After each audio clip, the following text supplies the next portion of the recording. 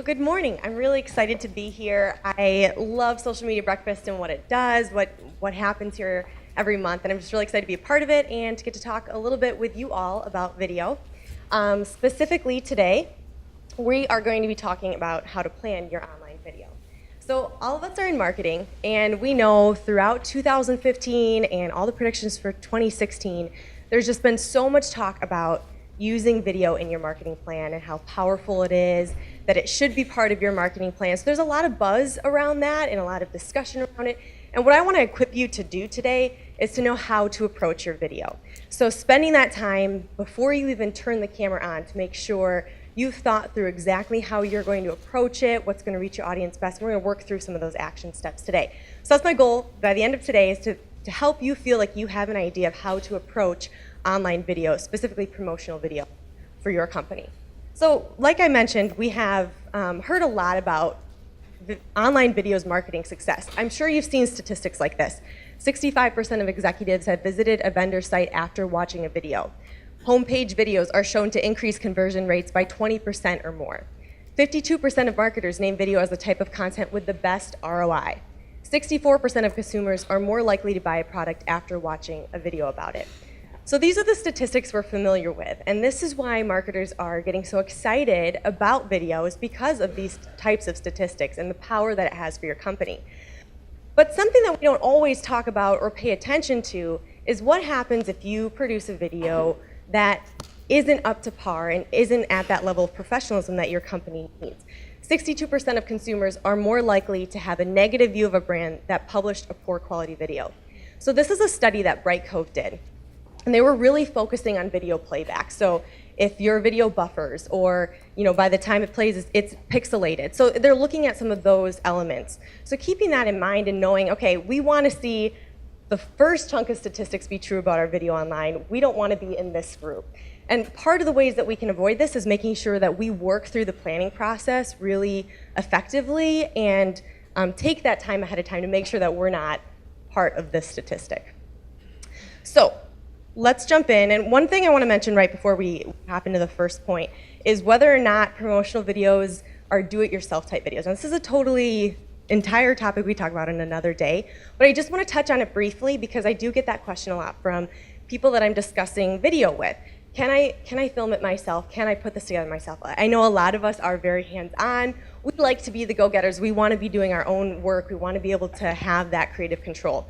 So I'm not going to stand up here and say, absolutely not, you can't film your own video. If you have someone on your team that has experience and knows how to use professional equipment, give it a try.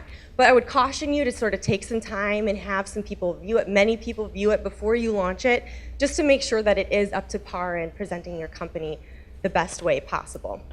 If you don't have that experience and you want to work with a video production company, this planning process is also going to help you when you're approaching a company to work with. So step one is determining what you want to accomplish. So what purpose will this video serve your company? And I know that might seem like a pretty generic or simple question to address right off the bat, but it's important to work through each one of these and be as specific as you can be with each one so that the outcome and what you are accomplishing with your video is what you set out to do. So what purpose will this video serve your company? Are you working on a landing page video? Are you going to run a Facebook advertising campaign? Depending on where you're planning on using this video and what purpose it's going to serve is going to kind of affect how you approach it. So like I mentioned, with what platform are you planning on using it on? You're going to have different strategies based on those different platforms. So know ahead of, okay, we're producing this video and we want to use it as our landing page, and we also want to use it on Facebook. Knowing that ahead of time is going to allow you to be very specific in the way that you're approaching your video. And what action do you want the viewer to take? So thinking through, is this video going to increase brand awareness? Do we just want people to have a better idea of who we are? Are we launching a new product that we want to make sure people are aware of, that we need to detail? Are you wanting people to download your app?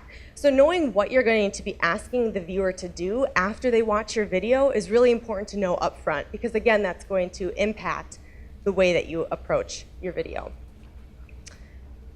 So how you approach it and which platform you're going to use it on kind of impacts the way that you're going to approach it. And I brought up this example today. I'll play it in just a second. Camp Canine is a dog kennel. It's a client of mine on the east side. And they provide boarding, they provide doggy daycare and grooming. And we put together a promotional video for them with the purpose of putting it on Facebook. And so our approach was very specific because we knew we had those few seconds as someone is skimming through their newsfeed to grab attention and make sure they click on it so they can actually hear the audio with video, because Facebook video obviously plays without audio. So we knew our audience are dog lovers. And so that's kind of how we approached the intro. So I'm just going to play the first couple seconds so you can see how we approached that.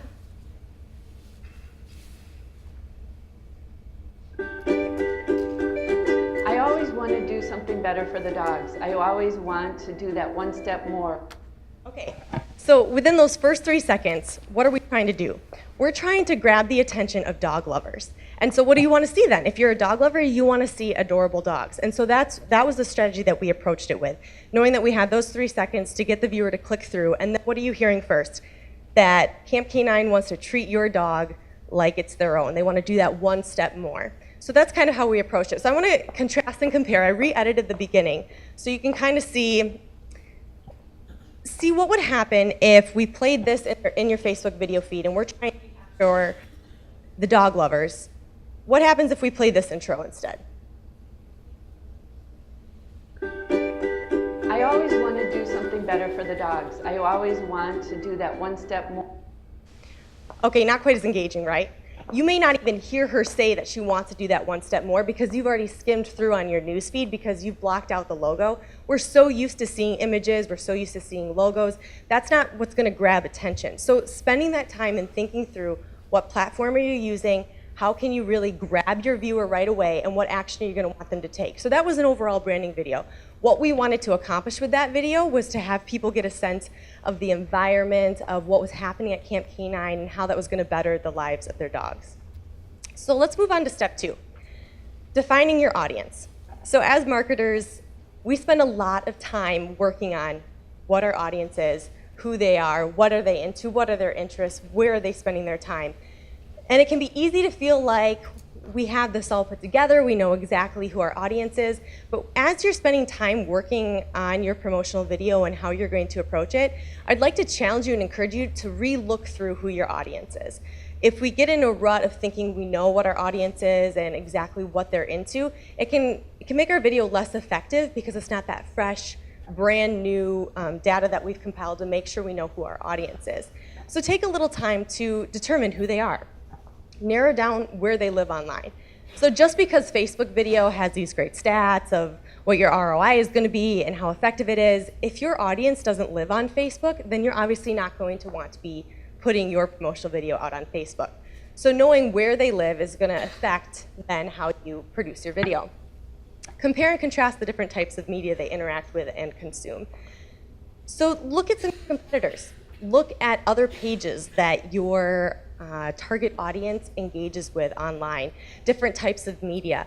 Are they funny? Do they like humor in the media that they interact with? Are they very conscious about giving back to the community? And are those the types of posts that they interact with? Because getting a sense for this and what type of media they're engaging with is going to allow you to approach that video in a more specific way because you're going to know what style your audience is really passionate about. So determining what style of video will impact them the most kind of goes hand in hand with that. Are they going to be most impacted by a testimonial of someone who's experienced what your product or service has to offer? Are they going to engage with an animated explainer video? Do they want to hear directly from your company?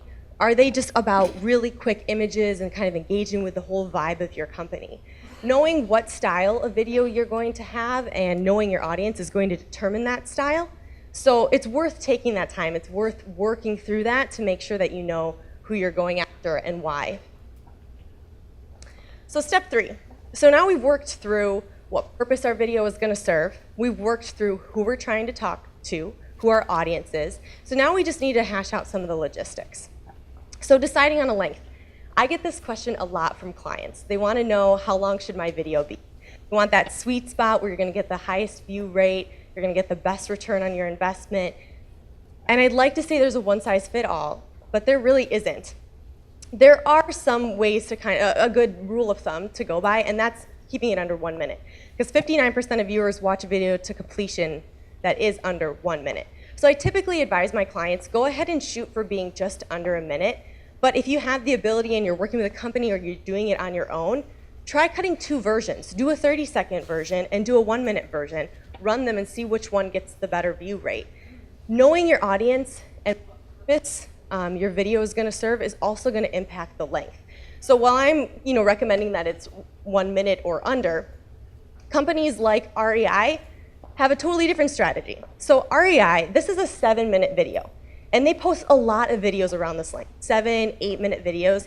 Now, typically, you're not going to find anyone really recommending to have a 7 or 8-minute video on your Facebook page. But look at the well, you can't really see it all that well, but they've got almost 1 million views on it. They've got almost 3,000 shares. They have a lot of interaction. I know they're a big brand, so obviously that's going to help their numbers out a little bit. But this is a lot of engagement for a 7-minute video. The reason is because they know who they're targeting. They know that their audience is interested in this ultra long distance racer. They know they're going to engage with that, and they know that it's going to further their brand because even though it's not promoting REI's products, what they sell, it's promoting their culture. So think about that too in your approach. Your promotional video is meant to promote your culture and further your brand. And so it may be just a little bit of a different approach, but knowing your audience and what style of media and what length they're going to be willing to engage in is going to impact that as well. So working back through some of these logistics, determining the style. So we talked about this a little bit. There are a lot of different routes you can go. Like we talked about, you can have testimonials, you could do an explainer video, but really spending some time and not being afraid to go out there and take a look at what you like and what works well for companies that are similar to yours, and then go ahead and take it and put your own spin on it and really stretch yourself creatively. But knowing what style is going to work well for you is just putting the time in and taking some of that time to research it. Do you have a location to film? Is it readily available? Do you know where you're going to film? Are you going to have a spokesperson in your video? Do you have a spokesperson in-house, or are you going to have to look for talent? Knowing some of those details and working through some of that ahead of time is also going to smooth out your process and make your video a lot more effective. What's your time frame for production?